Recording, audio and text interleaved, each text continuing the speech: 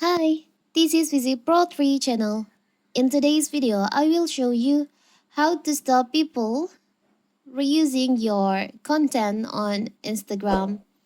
Before you get started, don't forget to subscribe and turn on the notification to keep you updated about this channel. So, let's go. If you have a public profile, other threads, user may be able to create new posts that reuse your published media such as photos and videos. At any time, you can turn off or allow you reuse your media in settings. So how to do it? It's so simple. So first of all, of course, we have to open our Instagram.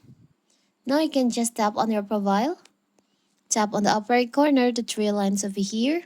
You can go to the sharing and reuse section. You can just tap on here. Now, there is an option allow people to create with and reuse your content. By default, this feature is active. If you don't want people to reuse your content, you can just enable by tap on the to go on here like this. So